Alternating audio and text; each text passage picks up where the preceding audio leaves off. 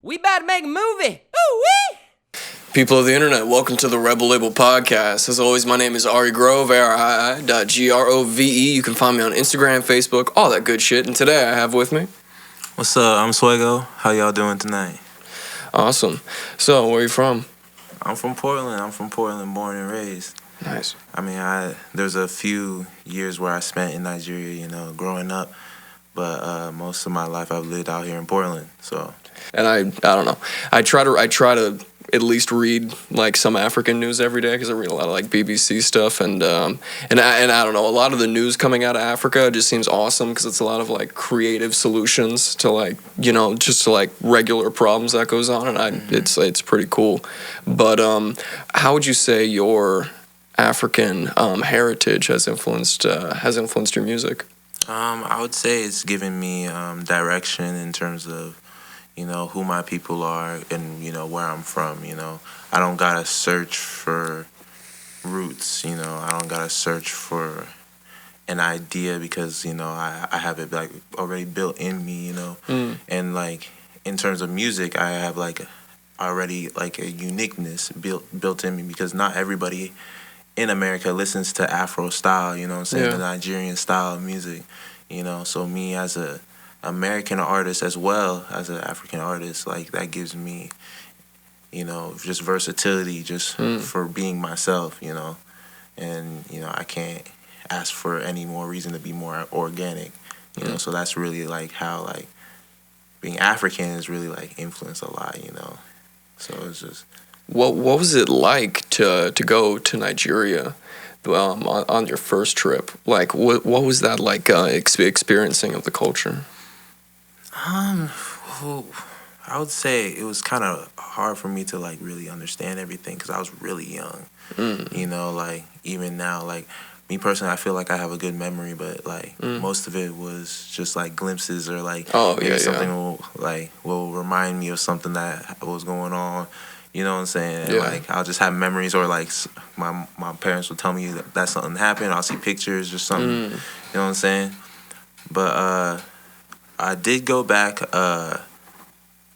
because I took a long period away from going back home to Nigeria, and I did end up going back in 2018, in around Christmas time, and it was really different. You know what I'm saying? Like in terms of like my experience, my overall, just like I was able to really like take it all in.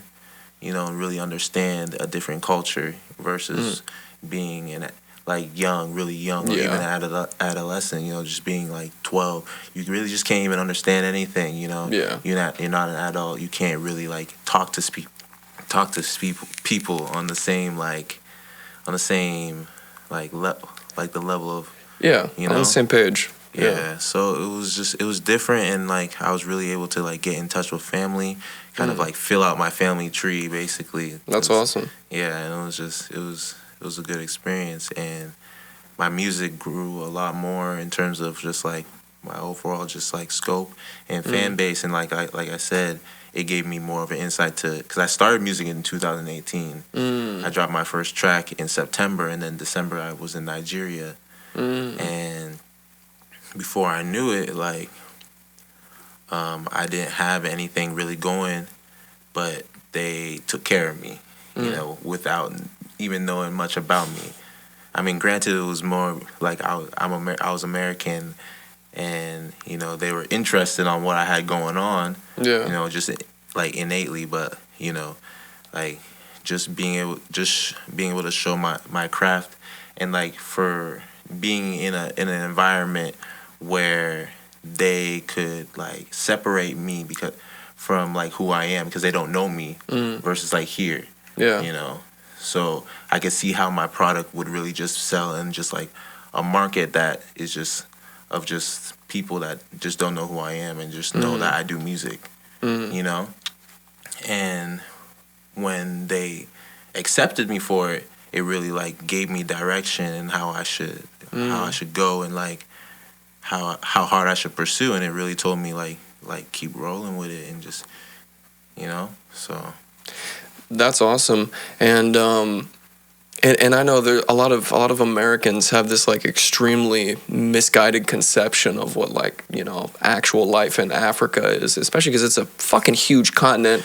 Most Americans are talking about, oh, is that a fucking country? It's like, no, come on, relax. You know what I mean? But like, I was wondering if you could speak to your experience with like, as opposed to those misconceptions. Like, what was your experience like? I would say like there's a lot of misunderstandings about like Africa and like Nigeria. There's a lot of houses that you wouldn't even see in Oregon that are just huge, and I mean like palaces type things that you wouldn't even be able to touch. Like a lot of like Nigeria is separated into a lot of different areas, a lot of different like territories, a lot of different just environments and cultures. Because there's 50 plus different dialects. Yeah. And so in each one of those cultures, like you could have royalty, you know what I'm saying, in each one of those cultures. And when you have royalty in each one of those cultures, like you could have like they have houses, you know what I'm saying? And then like there's a lot of investments going on in Nigeria. Yeah. So there's a lot of infrastructure going on and being built in terms of that. Like I'm pretty sure one thing I was kind of upset with, they put in a beach. Like they like just like a man-made thing. Like a man-made beach. Like Damn. Put in enough sand to like fill the side of the city. Damn. Yeah, and it was like imagine like the waterfront. Yeah. And they just said, let's make it a beach and just filled half of it. Damn. Type thing. And I was just like, wow. You know what I'm saying? It's like you wouldn't expect that. Because, you just, like, a lot of people aren't educated enough to know that there's things actually going on in Nigeria, in Africa, that go on here, or even more. You know what I'm saying? Yeah, and it's like there's so much, like, foreign investment, whether it be, like, from Asia or just, like, so many different parts. And, like, and yeah, it just seems like there's a lot of, like, there is what happens in America almost to like a greater scale there. You know what I mean? Like that, like the beach is like an example of that, at least. Exactly. Exactly. And exactly. It's like a little bit, I feel like what makes it hard for people to really understand is that it's just how you said, like, it's like the things are more drastic. Like when the rich have money, like they really like they show that they really have money. And like when people are poor, like they are really poor. You know what I'm saying? Yeah. Like there's not, the middle class isn't really there. You know what I'm saying? Where we have a middle class. So I feel like that's one of like the misconceptions, because like when people go over there, they only show the really low class, and you never really want to like use that to define a whole culture. You know what I'm saying? And I feel like that's really where the misunderstanding is, because like everywhere has people that need help. You know what I'm saying? Yeah. Everywhere does. So. Yeah, and it's like those people don't have houses; they have estates. Exactly. You know what I mean? Like exactly. It's just it's insane. Like it's insane. And I don't know. For me, when I traveled to a different country and got to see that like real poverty, like someone's living in a shack without electricity, with chickens and no running water. You know what I mean? And like when I came back to America, it gave me an appreciation for the fact that poverty in this country does not look like poverty in other places. You know, I mean, we talk about how the immobility of if you're lower class, but like in a lot of other places, there's no chance of mobility. Yeah, no chance of mobility. Like you don't even know where to start. Right? You know what I'm saying? Like you don't even know where to start. Like, and that's like, I feel like that's where the gap like is, you know. There's no way to bridge the gap between lower and middle class, because there's not even a middle class. Yeah. You know. So. Yeah, and I don't know. For me, I've always had an appreciation for like Africa and like a lot of different African cultures, because I'm Cuban, and shit, our music would not be as good if it wasn't for African culture. you know, and it's just Yeah. like that's why I fucking love Cuban music, because it takes a lot of those like African influences and it mixes in with the Latino, and that's just fire. I love it. It's heat, and that's kind of where like I branched off and started listening to like a lot of different like African stuff, and but I haven't had a lot of experience with Nigerian music, unfortunately. Like how is like specifically like the musical elements played into you? I mean, I would say it just gives me, like, it just gives me a new avenue, a new flow to like pursue.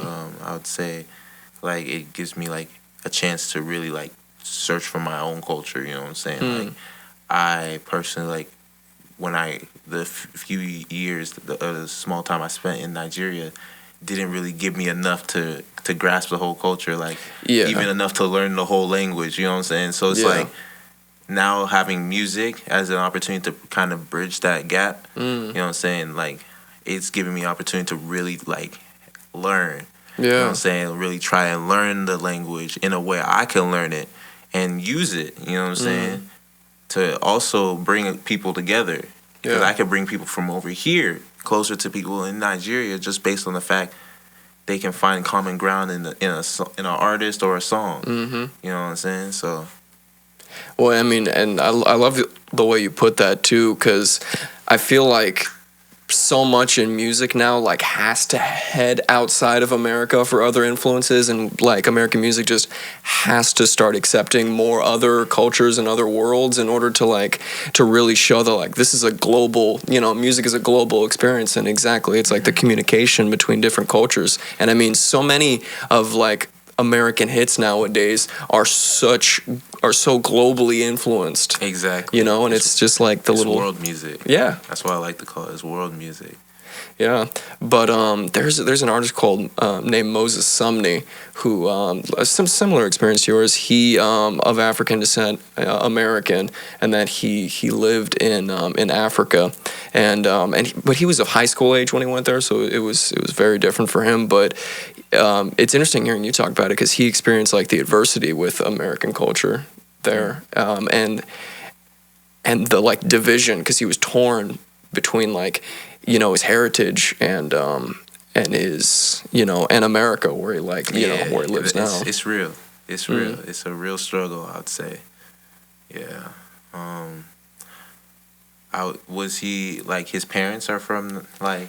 Yeah, parents from Africa, and then they ended up he was- moving back. Yeah. Okay. Yeah. Like definitely, like it's a hard dynamic to get over growing up. You know, like trying to, you know, really figure out who you are. You know, are you black or are you African? You know what I'm saying? And like that becomes like a real like struggle with your own identity. You know what I'm saying? Because out there, you don't even know which side you're on, especially if you didn't grow up in. Yeah. You know what I'm saying? In that country, didn't develop the language, didn't, you know what I'm saying? So you can't even fully identify with them. Yeah. You know what I'm saying? And then you're here and your parents can't teach you nothing about black culture. You know what I'm saying? So it's like you have to kind of learn it yourself, and no one's going to teach you because you're supposed to already know because you're black. So it's like it becomes very hard to kind of like relate with other kids, with other, you know, with other, just with your peers, you know what I'm saying? Yeah. So how do you manage having a fan base in Nigeria and in Oregon? That sounds like they're so different.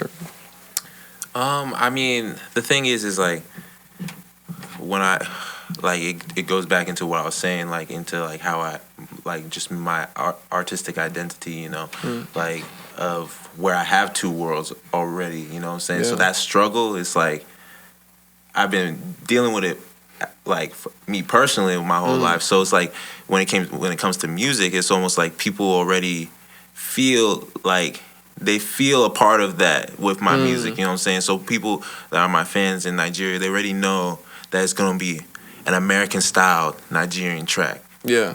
You know what I'm saying? People here, they already know it's gonna be a Nigerian styled American track. You know what I'm saying? Because they already know me as an artist. Because Yeah. that's just what I try to personify in all my stuff. You know, I try to just carry myself as a Nigerian American. You know, like Yeah. I am Nigerian first, but like you know, I try to like really like carry myself. You know, and And correct me if I'm wrong, but aren't Nigerians the most educated minority group, like immigrant group in America? yeah, yeah. I think there was like a crazy study where like there was a vast majority of all doctors, like main like surgeons, are all Nigerian, and it was like some crazy. And I was like, oh, I was like, oh, and it was just like you know maybe it was just like a fleeting like clickbait, but you know.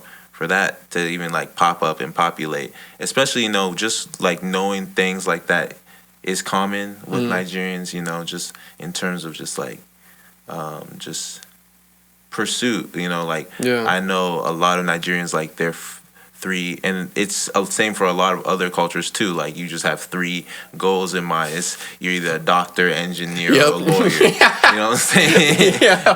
And you gotta pick between the three. You know what I'm saying? I was told the same shit when I was a kid. Oh yeah, you have to be. You know, and it's just like this is just the same God. shit. Doctor, lawyer, and if you're not gonna do that, what the fuck you doing? Oh God, no, it's real, and sometimes it Yeah. even gets real specific. It's like if you're like you're an engineer, you're like what type of engineer? Your mom will be like, what engineer are you? So I definitely understand the vibes about that, you know, and I think that's like one of the things, especially in like Nigerian culture, because they like the parental is like is very strict too as well. Yeah. Oh yeah. And like, and also when it comes to immigration and all that, like you want your children to have a better life, so you want Oh, them yeah. to pursue greater things, and you know those are like almost solidified paths for success. You know what I'm saying, or just being okay, or like living a well lifestyle. You know, so a lot of parents really like push their kids towards that avenue. Yeah. And you know, I do feel like Nigerians really like they felt that. They felt that. Oh God. Yeah, and that's awesome, and that's why I love being the child of immigrants, you know, because it's like it gives you that hunger, you know what I mean? Like I have an expression. It depends on how far away from the boat you are, you know. You know what I mean? Like, no, I feel you, and I it's feel like you. and it's like how far away from the boat are you? You know what I mean? That's almost like it's that crucial point of transition. You know, it's like if your kids are so far removed from that experience, they almost like. It's almost like doing them a disservice, you know, because like they're detached from that hunger and that drive that like keeps you going. No, I feel you definitely. Yeah, but what was so 2018? You make your first song, and then you head into Nigeria. But what was that spark that made you want to start creating music? I would say, I mean, I've always been singing like my whole life, like in choir, and all that. Like I was a hooper, but you know, like I was still like singing at church and stuff like that, you know.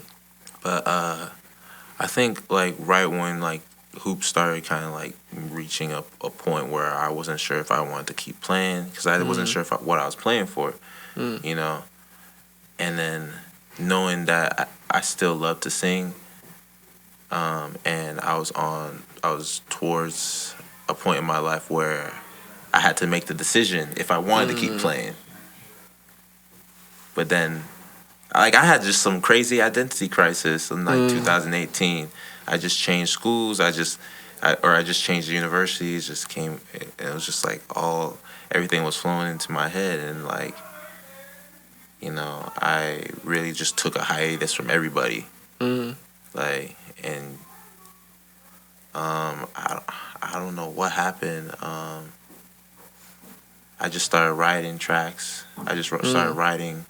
You know, I just wanted to do something, You know what I'm saying? While I was waiting for my decision time, you know, because I was ineligible at the time to start to restart to finish off my college basketball career. I was ineligible from the transfer, you know. So with that time being ineligible and kind of fighting for my case to get my year back, Yeah. I wanted to do something like stay productive, you know. And I was like, okay, well, I always sing, so then, you know, as I was doing that, like people like was like, okay, like you might have to like do this, you know. And I got plugged in with a few engineers. One of my good friends, Issa, he's a local artist, doing big things. He reached out. I think we went to the club together. And just out of nowhere, he was like, let's go to the studio. And once I went to the studio, like, that was my first time being in an actual studio. You know, and he got me in there, and then the rest was history, you know, for me as an artist, like, to develop myself and really, like, decide that was what, because as soon as I got in there, I was like, damn, like, okay, let's roll, like, you know. And once I did, like, my first few songs, you know, and got feedback to where it was like people were like surprised, like just straight surprised. And I was like, okay, let me keep going, let me keep pushing. And at some point, you know, you just decide your own fate. Yeah. So. Well, I mean, that's awesome. I love that, like, music helped you, like, through that identity crisis and like and going through that, because it's hard to like just do a fucking 180 and just like shifts perspectives, and especially when it's forced too. Yeah. That's a lot all at once. But I don't know, at least something that we talked about before is always interesting to me, because a lot of the American mentality on like ethnicities is so literally black and white, you know, and like and just like forcing you into like one of those two categories, and it's very misguided, at least like from my perspective. And I was like, yeah, and we talked about it a little bit about, but I was wondering how you could elaborate more on like trying to learn black culture and like people already expecting of you to like have known all that. I mean, it was really hard. It was hard just in terms of like I didn't have an accent, but my real name is full Nigerian. Like my real name, I'm gonna say it one time. Is Somto Chukwu Anyifuna. You know, and that's a good name. That's a good name. That's right not there. a name a teacher gonna say right. That's not a name that a teacher gonna say right ever. A substitute teacher is gonna butcher it, like all the way up to me getting. Graduation day in college, they didn't say it right. Like, come on! They have 4 years. I ain't never heard my name officially said right. Never. So, you know, that kind of shows, you know, like that kind of identity struggle and that back and forth of just like trying to like really show people that, okay, I'm not as African as you think, to where I'm a part of black culture because I grew up here just like y'all, you know what I'm saying? But I'm still like, I know I'm engrossed in my culture because, you know, my name speaks for who I am, you know what I'm saying? So sometimes it's hard for people to accept that. Yeah. And a lot of people chose not to accept that growing up. You know, as kids do, you know, they don't, you know, I had a lot of like nicknames growing up in terms of just like people just, so they couldn't say my name, so they would make up a name. Yeah. You know what I'm saying? So I had a lot of those growing up. You know what I'm saying? So, but at some point I chose to accept everybody for not accepting me, if that makes sense. Yeah. You know what I'm saying? I'm like, it's okay. You know what I'm saying? At some point, you know what I'm saying? At some point, you know, you'll get to a point where you'll see past your, you know, what's going on right in front of you. You know what I'm saying? I know for me, it's always been tough because when somebody doesn't understand, it there creates the opportunity to teach somebody. But at least I find the struggle is, why do I need to be the person that is like the sole representative to you, and then why is it suddenly the burden of responsibilities on me to teach you? You know. I think the burden rests on the person that's willing. You know, That's a good point. if you're not willing to teach somebody, you shouldn't. And if you're not educated enough to teach someone, you shouldn't. But if you're willing and you're educated, and you don't, then there's a problem. You know what I'm saying? So it's like, if you know you're educated and like you should be willing, like this, you know what I'm saying? Take the opportunity to teach someone, because if you don't, there's not that many people that will. You know what I'm saying? So like that's kind of how I see it.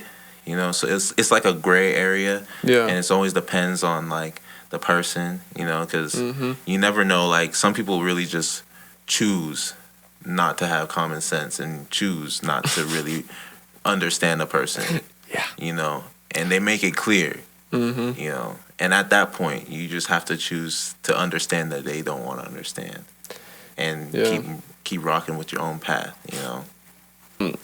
And what is it like, you know, trying to keep your artistic integrity and the truthfulness to yourself while still having to, like, you know, sell that product? I mean, it's been cool, like in terms of like I haven't really had any like too much like backlash or anything like in terms of like conflicts with my own artistic integrity. That's like like that can affect like the public. You know what I'm saying? There's like, maybe I'll have like disagreements with like fellow like artists or something like that, but it's never anything like serious, you know what I'm saying? So there hasn't really been anything like that. So I would say like it's been pretty like easy, like keeping my artistic integrity intact while like being able to push my music and my brand, you know. That's awesome. And what is like, you know, when you picture what the end goal is for you, like what is that end goal? Yeah, I definitely, for me, like, I want to do like great things with music, but I also want like, one of my main goals is to like develop a platform to where I can do great things in general, you know, and just, you know. And I feel like music will be that avenue to open that. You know, I see a lot of artists that were great artists, but as soon as they were established great artists, now they're great at everything. You know what I'm saying? And, you know, I hear, like, I remember one of the things my dad always told me was, like, whenever he wanted me to focus on one thing, he would tell me, you can't be a jack of all trades and a master of none. You know what I'm saying? And I was like, okay, but at this point, what if you're really good at all the trades? like you can master one, but then like get really good at all the other trades. You know what I'm saying? Yeah. So it's like, and when you're like when you get great at something, you know what I'm saying? Like all the other things will follow suit because they'll all become a trickle off of that one thing you mastered. At least that's what I personally feel about it. So that's why I really want to like get to a point in my music to where I can have a platform to where I can, you know, speak on issues, create opportunities. You know what I'm saying? Just do whatever. Like if I want to be 40 years old and become a comedian, like, you know what I'm saying? Like, why not? No, that's a great point. Like, and I feel like that's why it's so important to have a good team. Yeah. You know, because it's like if you don't have like a good like support system around you, you know, it's hard for you to succeed, because you can only do, or at least for me personally, I can only do so much. You know, and like when I don't understand something, it's easier for me to have confidence and knowledge of someone else that they can be able to like take that baton and, you know, like run with it. Yeah. I definitely agree with that. I think teams are important to have. I think teams are very important to move in the process of moving forward. You know, I think getting people around you, just in general, you know, creates a support network that allows you to like really nurture your your music, your craft, you know, because for artists, their craft is usually they're insecure about their craft. You know, almost all artists are insecure about their craft, and they need a support network just to move forward. You know what I'm saying? So like having a team that's already there, you know, because it's one. And then one thing about teams is like it's not even having people invested; it's having people emotionally invested. True. You know, if someone like cares about something going bad, you know what I'm saying? Yeah. So it's just like having people like on your side like that is a difference maker, you know. Having people looking for a common goal, it's a difference maker. How do you feel about like the modern hip hop culture of like clout chasing and everybody trying to do like more elaborate things to like, you know, get on and get popular on like social media? I mean, I think it's entertaining. Personally, I think people dwell on it a little bit too much. You know, I think, you know, the only people that really have the only problems I have is when it like, it's affecting someone else. Like it could oppress someone else. Cause you know, there's those cloud chasing ones where people like do something that causes damage or causes, you know what I'm saying? So it's like, there's certain ones where I have like, you know, certain like, you know, but like outside of that, like I don't really care, because it's like you do you know what I'm saying? If that's what your spirit is moving you towards, then that's what your spirit's moving you towards. And if it works out, that's what you were supposed to do. If it doesn't, then do something else. Like it doesn't matter to me or at all. You know what I'm saying? If it's cool looking, then it's cool looking. You know what I'm saying? So that's why like I don't clout chasing, all of that, like it doesn't, like clout is just a concept that was just made up a few years ago. Like, you know, there was something, people were doing the same thing before there was clout. Now it's just on camera. Yeah. So talking about the like modern Black Lives Matter movement, and you know, like currently what's going on in like American life, did you participate in any of the protests? I did. I was definitely there. I would say from day 1 to like day 20 or so. I know they're on day 50 now. I've been in and out. I've been dealing with a lot of things going on back home with my parents' health, but overall, like I've been trying to do my part. I've been speaking at events. I wrote a track and performed it at one of the rallies. You know, I've just been trying to do my part, because it really moves me that there's that many people out there. There's that many people that care. You know, there's that many people that know that wrong is being, like, that people are being wronged every single day. You know what I'm saying? And for people to be doing that and me not to be out there at least showing that, like, I care and I know that they care too, you know, I can't say I'm a public figure, or I can't say I want to be a public figure, or even earn a platform if I can't even stand with my people. Just can't even stand for something that I believe in. You know what I'm saying? I'm not gonna just post about it. I'm not, and it's not a knock to anybody that just posts about it, because I know there's people that still just can't even get out there, but they support with their whole being. And it's not even about that. It's about doing what you can.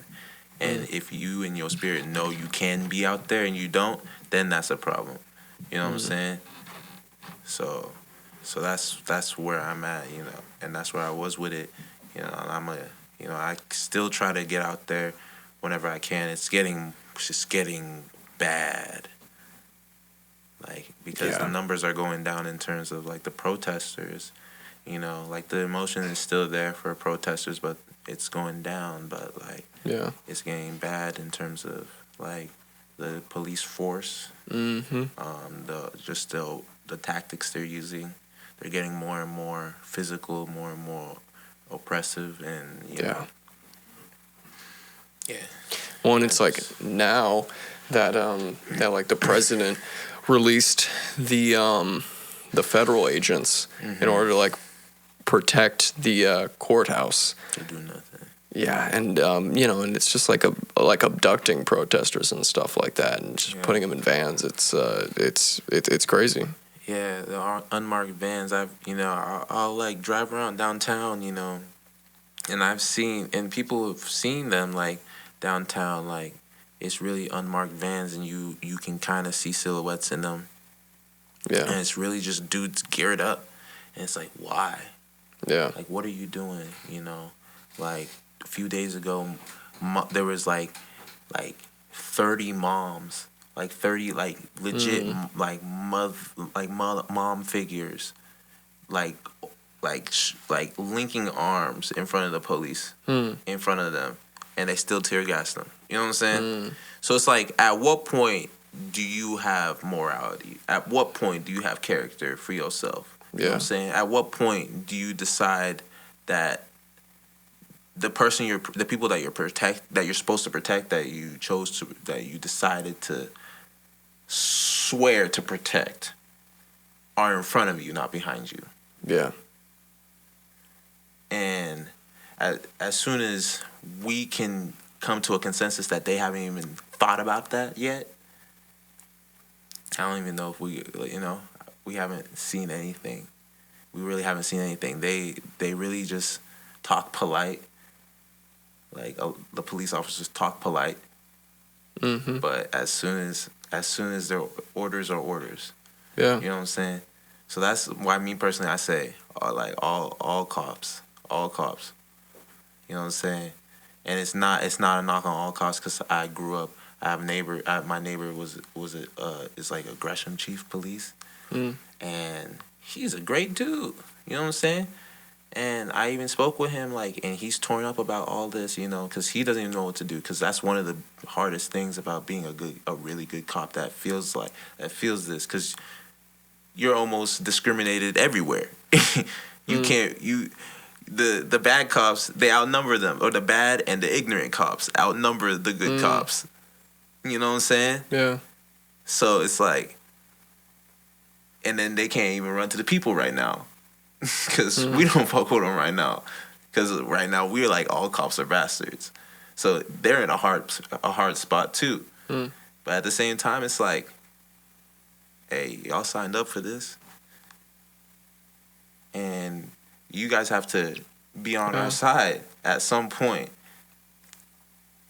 There's a whole bunch of people that didn't train for months.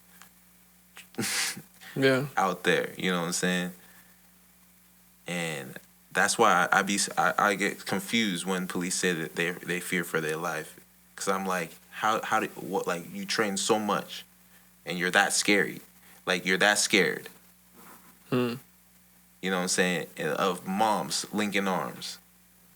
You know what I'm saying?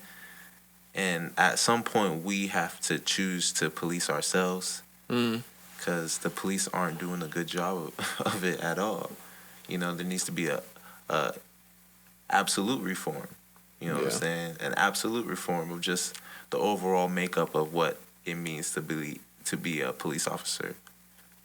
I went to Canada. I was on tour in Canada with my cousin, right before Corona. It was like mid-February, early March. That's around the time I came back. And at one of the shows, a big fight broke out between two artist groups. One was like a Rasta group, and the other one was like a Hispanic group.